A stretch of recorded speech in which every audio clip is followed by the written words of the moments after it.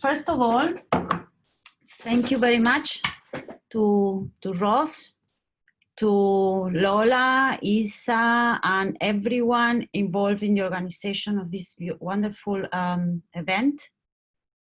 I think it's really been very inspiring, and I feel very humbled to be part of this, to have been invited to take part in this great initiative. So thank you very much. I am a little bit offended with you, Ross, because you have introduced all the speakers as the next world leaders and Nobel Prize winners. And I think it goes, I have to take the slack of having known you for too many years already. So I don't take it personally. I think you have to prove yourself. Okay, but I hope you do a better job with Eugenia coming after me. Yeah, be more. Okay, so as Ross said, in our lab we work with the adult intestine of the fly. We use flies to study how the adult intestine functions in health and disease, and actually we are interested in understanding tissue intrinsic, but also whole body functions of the intestine. And, you know, we see the intestine is really a master regulator of body health.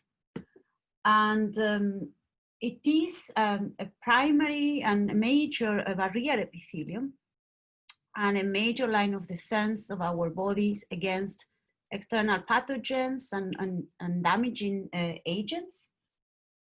And as such, the intestine has essential immune functions, and it also has important metabolic functions, endocrine functions, and through the gut-brain axis, it regulates major physiological outputs at the systemic level.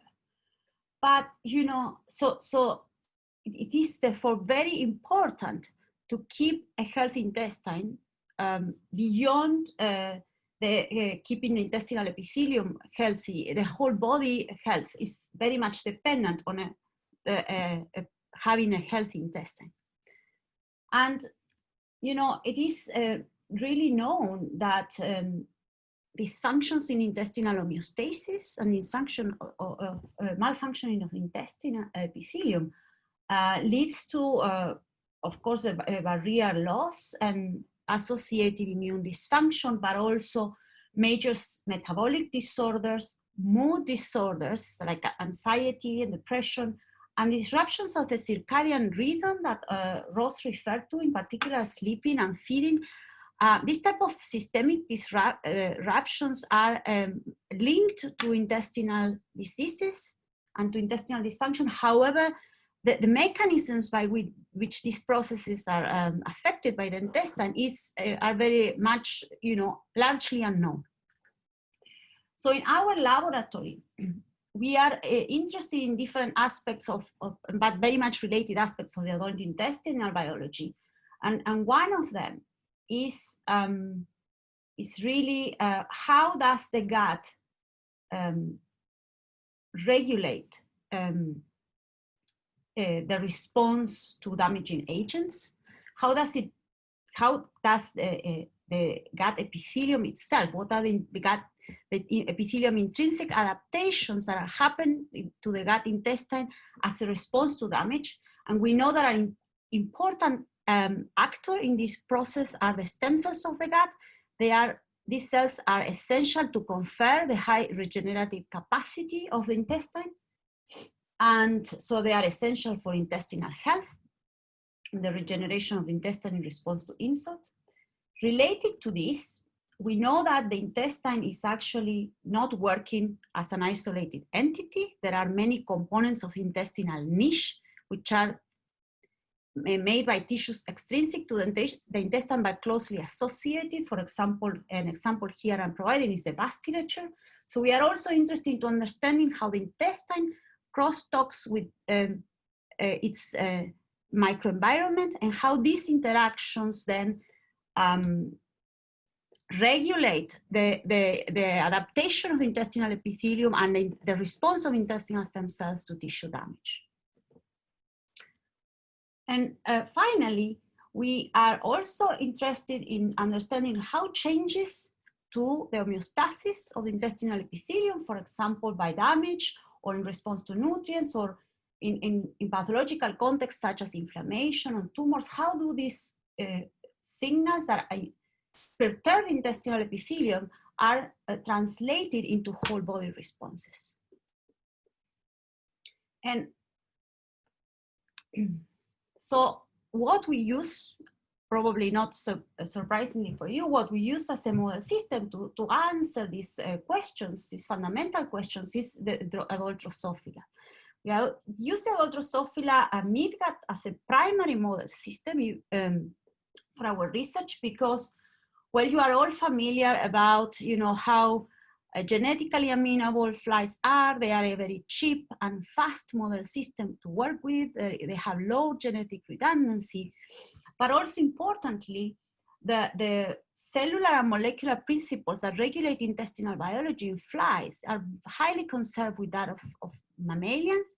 And also, the flies represent a beautiful model system to really study the intestine in the context of its natural microenvironment, but also as part of a multi-organ complex. And that is something that is very difficult to, definitely impossible to recapitulate in an in vitro system, and also very challenging to do in vivo mouse models, for example. So a closer view to the adult fly midgut is this is a simple monolayer epithelium. As you can see here, this is a cross section of the gut tube. You can see that it's a simple, like a monolayer epithelium here. It's called a pseudostratified epithelium because you have basically all the cells are contacting the basal lamina, but the nuclei of the different cell types are not within a line, but they are in different heights. And surrounding the intestinal epithelium, there is a visceral muscle layer, which you can see very strongly stained with actin here. And if we take a closer look to the different cell types in the intestinal epithelium of the fly, you have the stem cells.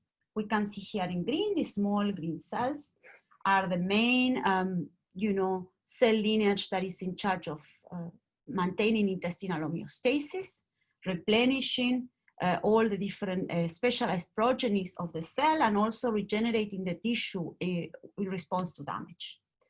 And there are two specialized progeny of the stem cells, the enterocytes. These are these big nuclear cells that they make about 80% of the intestinal epithelium, and they have very important absorptive functions and also metabolic roles. And the enteroendocrine cell lineage is also a lineage of the stem cell, which is these are cells with very strong sensing and secretory roles.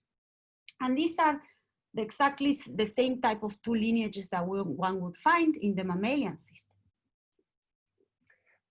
So normally the way we do research in the lab is that we are interested in looking and finding unexplained or understudied conserved phenomenology involving the intestine. We use the fly as a primary model system, like a discovery tool to really mechanistically tease apart these unknown processes. And then we translate, whenever possible, some of our findings into mammalian models, in particular mouse, genetic engineer models, and also intestinal organoids. And ultimately, because we ultimately are interested in understanding fundamental biological processes involving the intestine, regulated by the intestine, which are of importance to human health and also can explain diseases. So, and as I mentioned, one essential aspect of intestinal biology and intestinal health is the capacity, the great capacity that the intestinal epithelium has to regenerate in response to damage. And this regenerative capacity is highly conserved in the Drosophila intestine. here what you can see is an example of an homeostatic or stable adult intestine with its intestinal stem cells in green. And in DAPI, usually blue, you will see blue is DAPI labeling all cell types of the gut. And if we challenge this system, if we cause damage to the intestinal epithelium by feeding the flies various type of damaging agents, it could be chemicals, it could be pathogenic bacteria and so on, this causes death of the differentiated enterocytes or damage to the basal lamina. And in response to that, the stem cells will mount a very strong acute proliferative response, as you can see here by this increase in the GFP signal that you can see.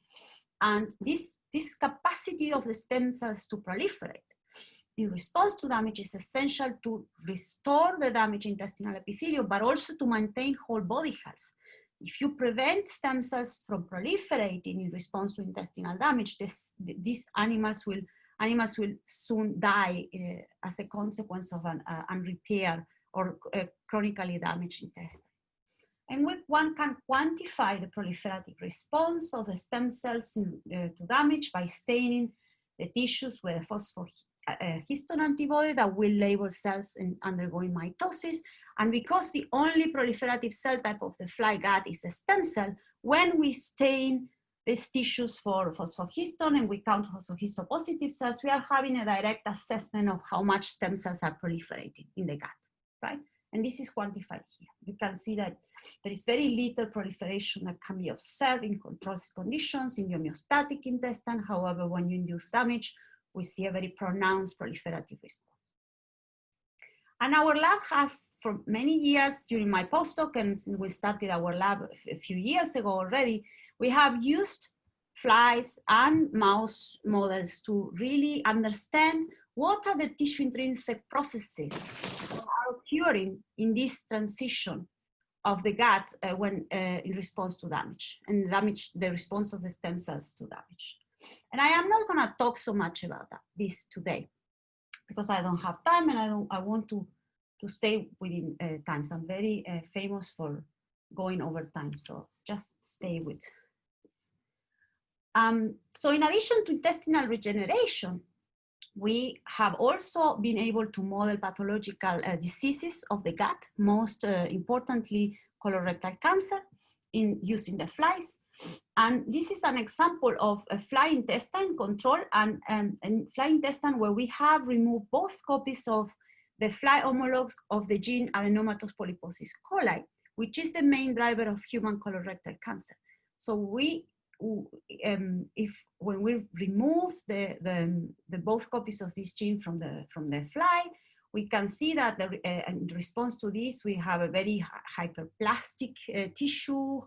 It highly proliferates. It also, we see a very significant increase in the stem cell and progenitor lineage.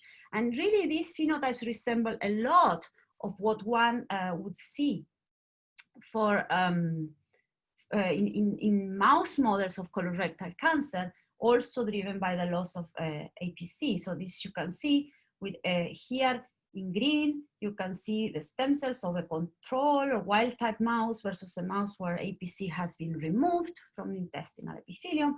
And that loss of APC results in a very strong expansion of the crypt or proliferative domain and mouse intestine, and increase in the number of stem cells, and also this in the panel cells here are a component of the stem cell niche that is also localized to the intestinal crypt.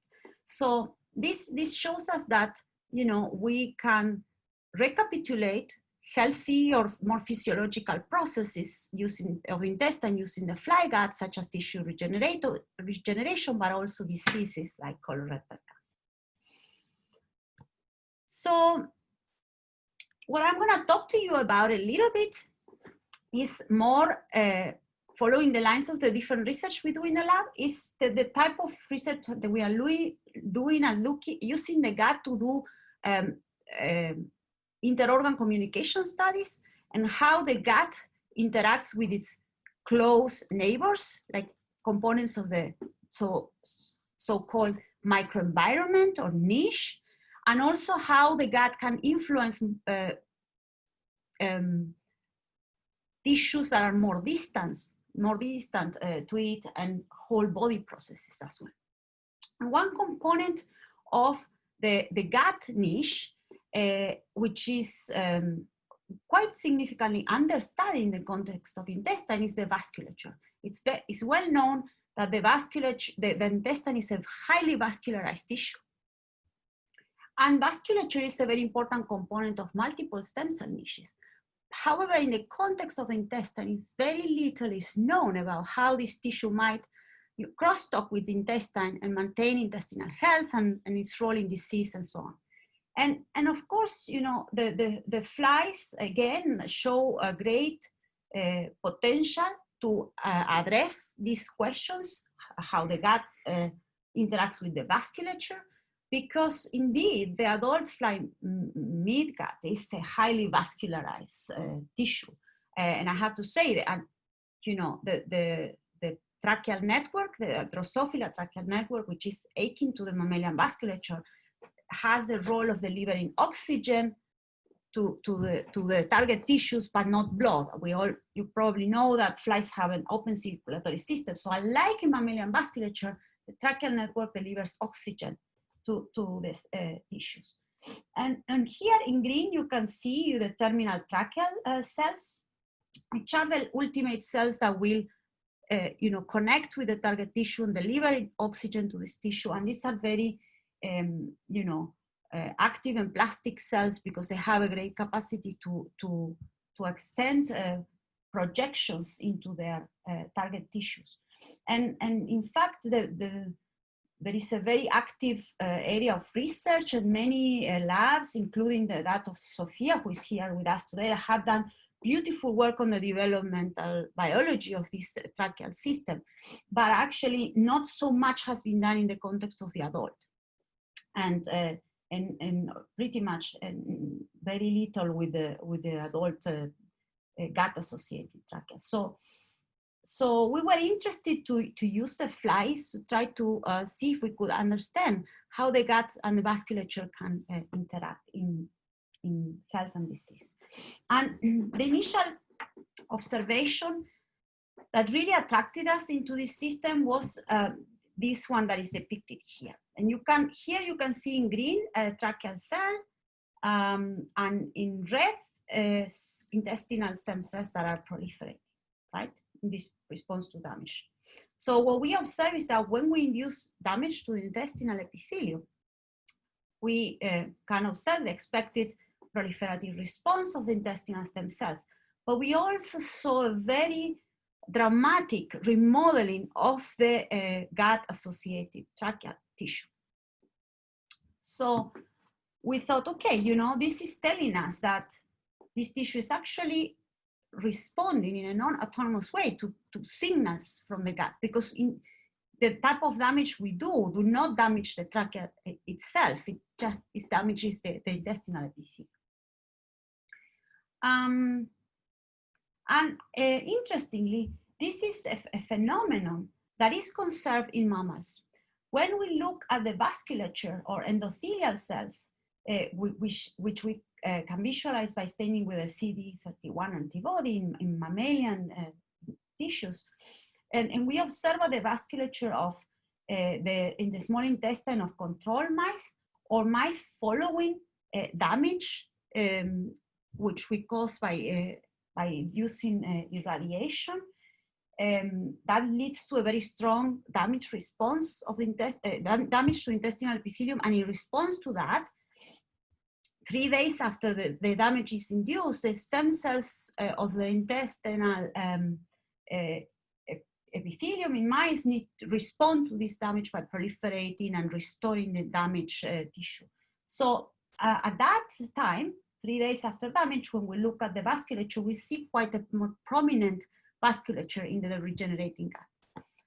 So then this was all nice, but we needed to really start to understand whether this was a process functional, whether there was functional relevance to this change in the vasculature where we observed in the damaged intestine.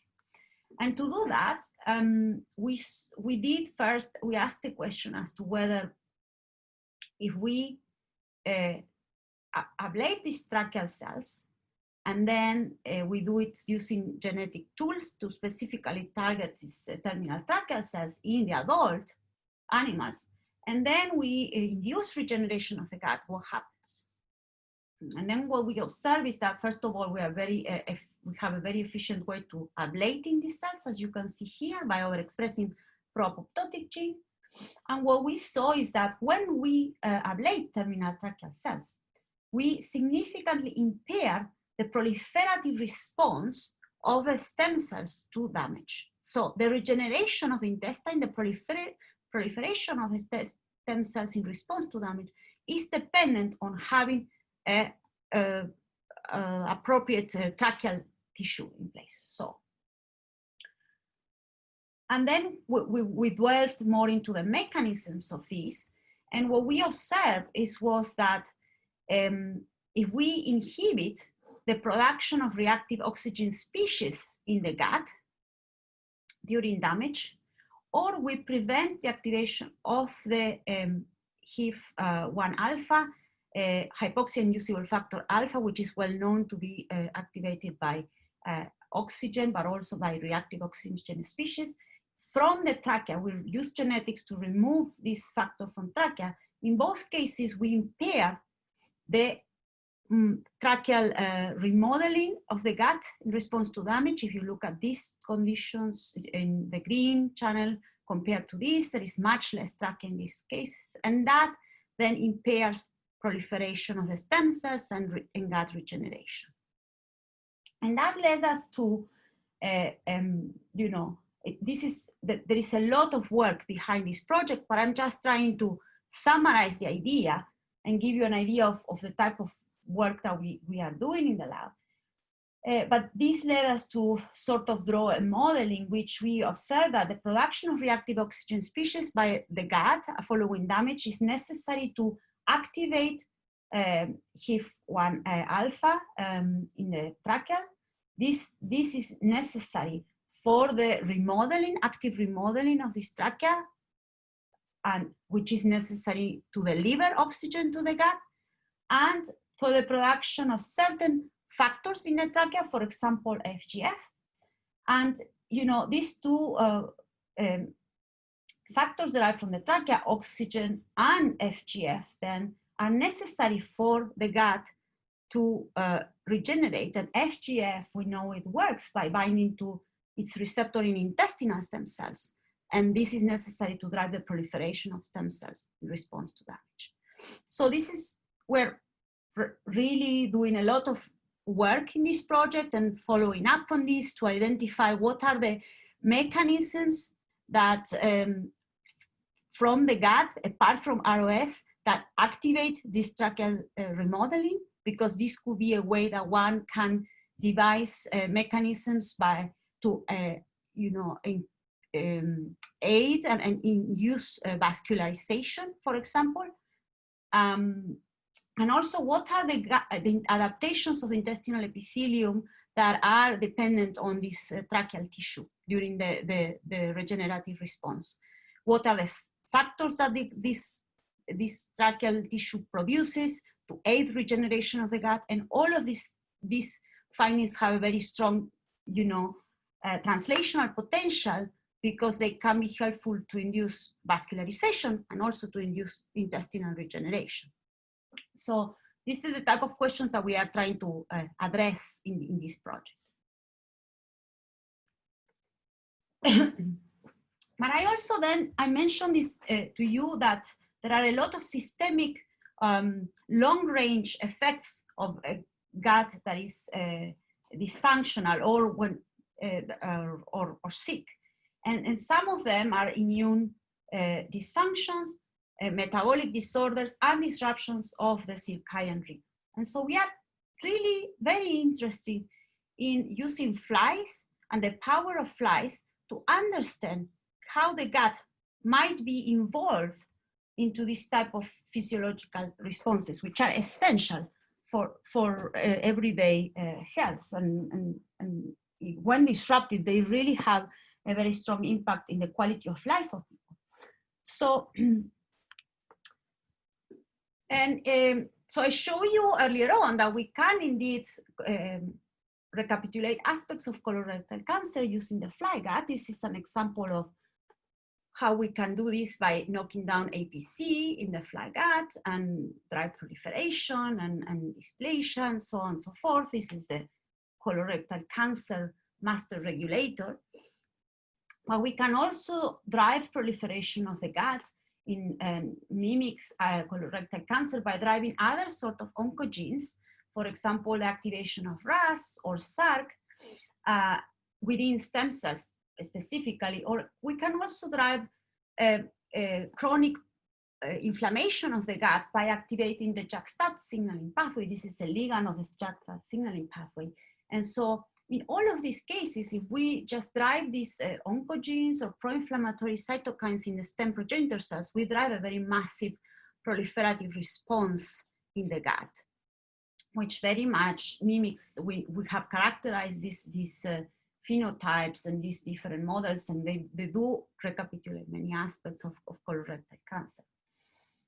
And of course, this is one key manifestation of these models is that they do have a lot of hyperproliferation of the stem cells. You can see these three conditions compared to its control, or the loss of APC compared to its control, right?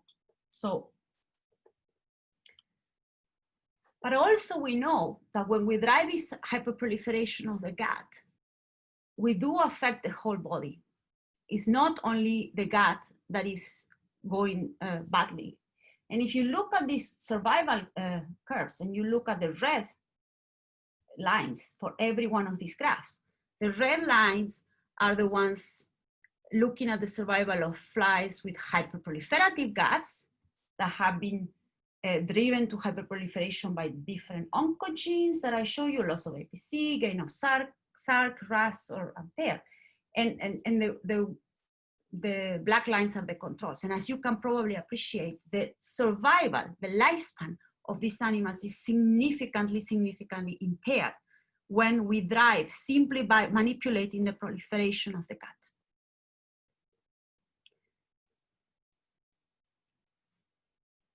But we also have some other manifestations that are associated with colorectal cancer. I mentioned to you that we have characterized these models, and we know that they do recapitulate many aspects of colorectal cancer. And one hallmark of colorectal cancer is that the disruption of the immune system.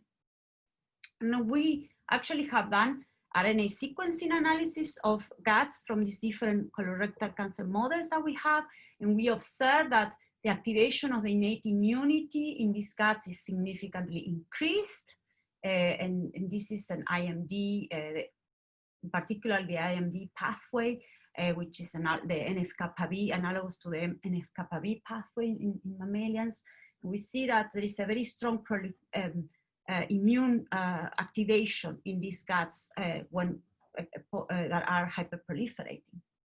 And we know that these are all antimicrobial peptides that are actually targets of this relish or NF-kappa B signaling. So that's a readout of pathway activity.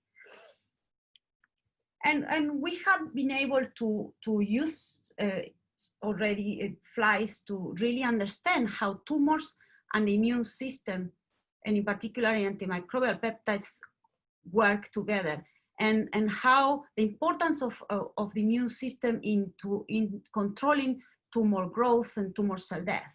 So we have done this in other fly models that are not in larval fly models, not in adults, but we are going to really leverage our knowledge of the immune system in the fly larvae to understand how the immune system regulates tumors in the colorectal cancer models in adult systems. And I wanted to draw your attention to the tracheal system here, which I have already shown you before. The tracheal system is a very important immune organ in the flies, and I show you how important it is, the adult trachea, for the gut to regenerate, but we have also shown that in its immune role, it's very important to control tumorigenesis. So So, you know, we are looking at many phenomena that are somehow linked, and we want to understand how these phenomena work in the context of the adult gut. But, you know, another aspect of colorectal cancer, and one of the hallmarks of cancer in general, is that it's metabolically, is the metabolic rewiring or reprogramming of cancer. And how much metabolism is a lot of work done, and how much metabolism is involved in the growth and metastasis of tumors and so on and so forth. And we have seen that also another important signature of our colorectal cancer models, it comes from metabolism, and we have several metabolic pathways deregulated. But one interesting pathway that we observed deregulated in colorectal cancer models was lipid metabolic pathways.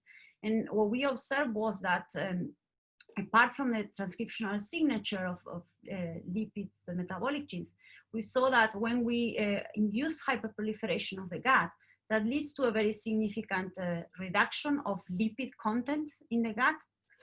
But also, if we look at systemic lipids, these are the lipids in tissues like the fat body, which are quite distant from the gut, or certainly not considered a part of an directly associated tissue. We can see that also, you know, the energetic stores of the animal. You can see here when you compare this as a control with the loss of APC, or the either hyperproliferative models with their own control, there is a very significant decrease in the systemic lipid stores. Again, and then we have quantified this with enzymatic assays, and you can look at the black line here. Over time, loss of APC in the gut leads to a very strong loss of systemic lipids, but also this is the same case when we overexpress RAS or SRC or the JAK-STAT signaling. Over time, the hyperproliferation in the gut led by these oncogenes drives the loss of systemic lipids.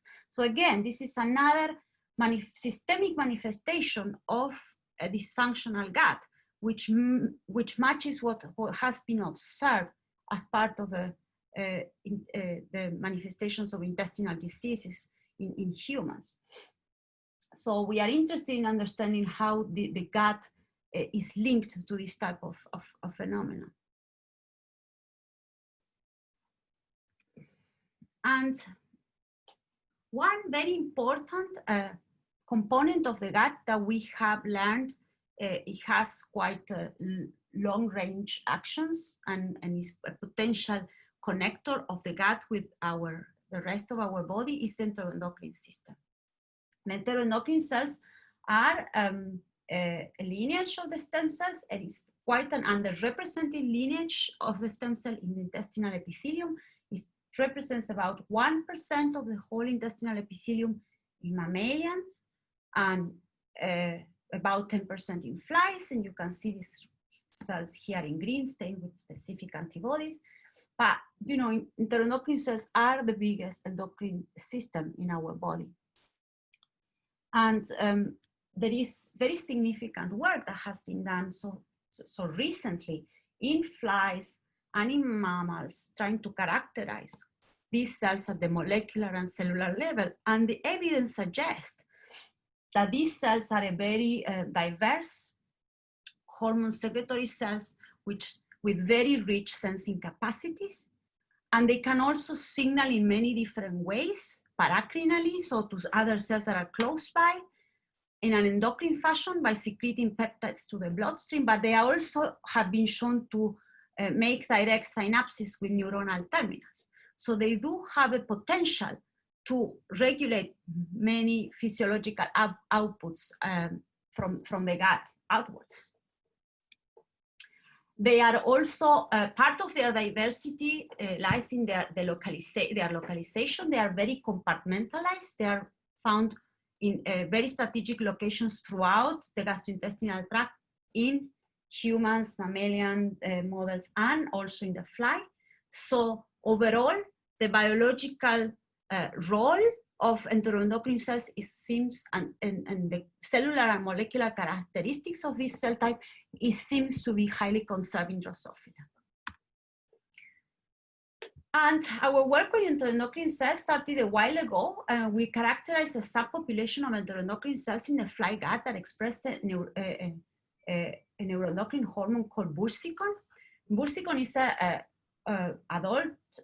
fly-specific hormone, but it is the ligand of a very well conserved receptor, a G protein coupled receptor that in flies is called LGR2, but it's close homologs with the mammalian LGR4, 5, and 6. And the most famous of these is LGR5 because of its role in the stem cells in the mouse intestine. But actually LGR4 we think is closest homologs to LGR. The LGR2 perhaps the closest homolog to LGR4. Julia, if you can begin to wrap up, that'd be great. Yeah. Thanks. Well, my timer says 36 minutes. How much longer do I have? Well, if there's no questions, you have 6 minutes. Okay. But lots of questions are waiting for you. Okay. So what we have seen is that bursicon is can work in many ways. Through a local receptor in the gut, it regulates intestinal homeostasis by regulating the proliferation of stem cells. But also, bursicon has long-range actions. It can sense nutrients, and through a neuronal receptor highly expressed in the brain, it can regulate major physiological outputs, including energy resources, glucose lipid metabolism, feeding behaviors, and most recently, we have seen that bursicon is also necessary to regulate sleep. So here we have a single enteroendocrine hormone produced in the gut, which has major local gut intrinsic, but also regulates many important whole body functions. So I'm not going to show this, but basically our question is, do enteroendocrine cells mediate these systemic manifestations of intestinal pathologies? For example, immune, metabolic dysfunction, feeding, and sleeping disruptions.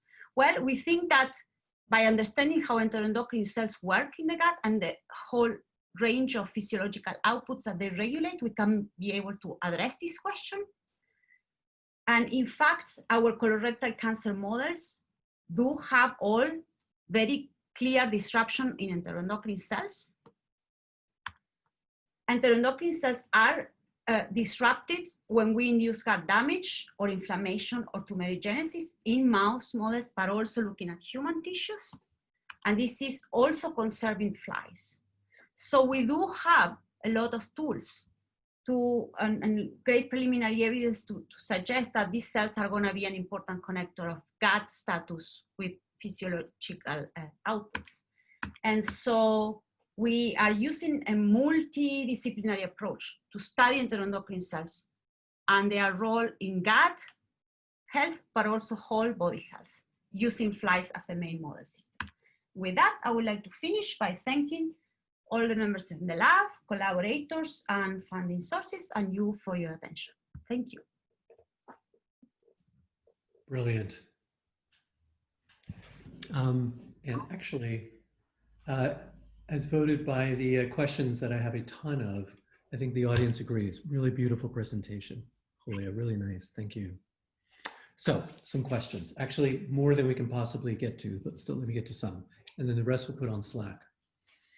So Priscilla Accio has several questions. What is the origin of the visceral muscles? Assuming they're not derived from the stem cells. Oh, that's difficult. So yeah, no, the stem cells is an, maybe some more biology person can help me, but it's an I believe it's a mesodermal origin. But no, it's a tissue that is not derived from, it's external to the intestinal epithelium. It's part of the niche, as much as the endothelial, like the tracheal tissue, and yeah. No. Got it. And is the survival of the ISC proliferation sex specific? Do you see the same under infection conditions? I don't think I understand the question. I'm just trying to access the chat and I can. Priscilla, are you there? Yes, I am. Would you like to ask these two questions to Julia instead of me having a back and forth? Yes. Thank you. Beautiful presentation, by the way. Mm. It's just about the survival that you showed with the longevity. And Yes. I'm just assuming whether this was without infection. So you're looking at the survival by just overexpressing the intestinal stem cells, right? Yes, that's correct. Yes. Yes, and I wanted to know whether you see a similar result during infection conditions, or this is primarily just by looking at the proliferation activity without infection. Yes. Okay. So it's a bit of a chicken and egg thing. Mhm. To answer to your question is if you chronically infect the flies over a certain amount of time, the flies will eventually die, right? So you need to the infection needs to be controlled. And if you induce damage and you prevent the regeneration of the gut by preventing the proliferation of the stem cells, the flies will also die sooner. Okay. The models that I use, it's a lifespan that is affected by the hyperproliferation of the gut, but those models also do have dysbiosis. So their microbiota is deregulated. And we know that if we prevented dysbiosis in these animals, we do extend the lifespan, but we also prevent the hyperproliferation of the gut. So they are very much interlinked. Yeah, and I'm assuming that this was done using females. Yes, that's right? correct. That's correct. Do you think that we could say the same for the males? We haven't done these experiments in males. Okay. But that's an interesting question. Yeah. Thank you very much. Thank you. Okay, and let's do one more before we take a break. And this is from Simon. Simon, if you'd like to ask this question, great. Otherwise, I'll go ahead. So let me know. And Simon wants to know, how do you quantify his questions basically about the feeding of drugs and chemicals? How do you quantify the amount of chemical consumed by the fly besides the volume of food consumed? It's been a challenge in his own laboratory to do this. No, I mean, we don't quantify. We just always put a constant amount of the damaging agent, but we don't mix it with the food. We actually feed the flies through, we dilute this media, either the pathogenic bacteria or the damaging agent in sucrose, 5% sucrose, and we load that to filter papers in empty vials, so the flies have no chance by eating that. And actually, if we mix it into the food, we are much less successful in them eating it and showing a proper regeneration experiment. We do this very acutely. It's not a long-term process.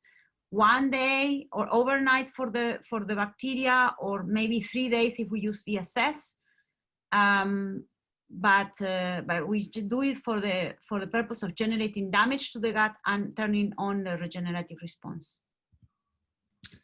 Okay, and just his follow-up, and that'll be the last question for this session, and then the rest, which there are a lot of, we'll go into Slack, which is, this is I think this is an important question, and my lab deals with this as well.